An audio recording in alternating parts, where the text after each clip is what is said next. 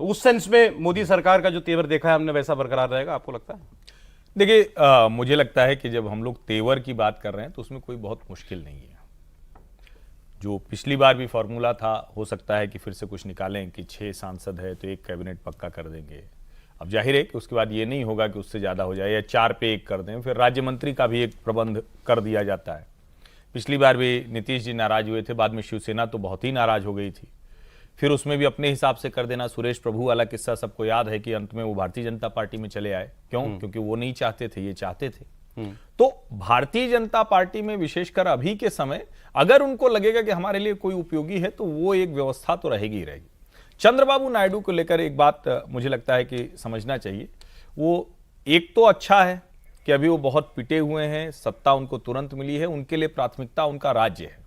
और अगर हम फाइनेंशियल पैकेज की बात करेंगे तो उसमें इस सरकार को दिक्कत नहीं है, लेकिन जैसे ही वो स्पेशल स्टेटस के तौर पर जाएगा वो बार्गेन ये सरकार स्वीकार करने वाली नहीं है।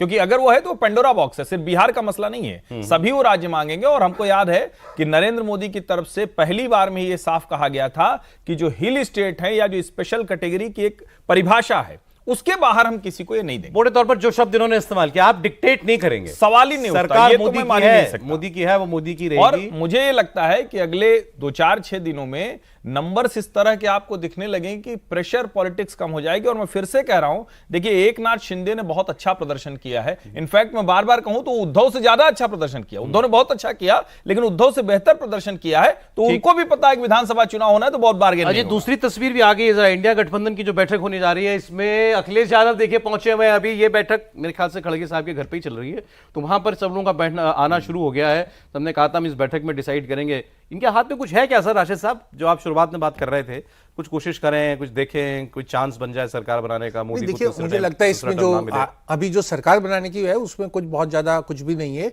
और जो भी वो प्रयास कर रहे हैं वो ऐसे लोग जैसे आरजेडी, जिसका प्रदर्शन बड़ा निराशाजनक रहा, 4 तो वो तेजस्वी यादव ऐसे दावे कर रहे हैं, ममता बनर्जी कह रही है, तो वो दूर के ढोल है। लेकिन देखिए, मेरा ममता तो ये कह रही है मैंने सबको बधाई दी, राहुल जी को भी बधाई दी थी, लेकिन उन्होंने जवाब नहीं दिया, बिजी होंगे। लेकिन हमने पहले ही कहा था कि 2 सीट आएगी, देख लो क्या हुआ। ममता बनर्जी तो इस मूड में बैठी है। बंगाल सेंट्रिक बात है, लेकिन जो हम मूल बात कर रहे हैं, गूढ़ विषय है। देखिए, उसमें इतना आसान नहीं है। पराशर साहब कह रहे थे कि वो पीएस उनके अपॉइंट होंगे, और एक तरफ हो रहा है कि मलाईदार मंत्रालय चाहिए। अब ये मलाईदार मंत्रालय और अकाउंटेबिलिटी वगैरह, हम मलाई की व्याख्या ज्यादा नहीं कर सकते हैं। ना करें सर, करें, बताएं मलाई क्या, लेकिन वो मलाई मतलब बजट सीधा नहीं, ये तो एक आपने बड़ा उसका एक सेंसर्ड वर्जन दिया है।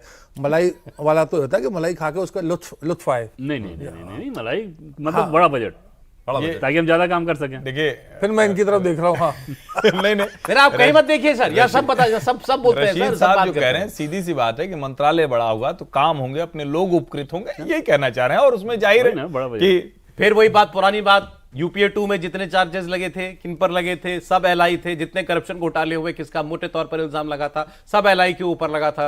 वो सब टेलीकॉम वालों ने क्या क्या नहीं किया था, याद कीजिए जरा आपको। देखिए मारन बंधुओं ने, तो वही वाली फिर भी मतलब बात वो होती है मनमानी। देखिए, ये जो power to appoint and power to remove, मतलब हटाने की और रखने की मंत्री को, वो केवल और केवल प्रधानमंत्री के हाथ में होनी चाहिए। गठबंधन में दुर्भाग्यपूर्ण रूप से ऐसा नहीं होता है। मैं आपको बहुत सारे उदाहरण दे सकता हूं, अटल जी की सरकार में भी ऐसे, वो मनमोहन सिंह की सरकार में ए राजा को हटाना था।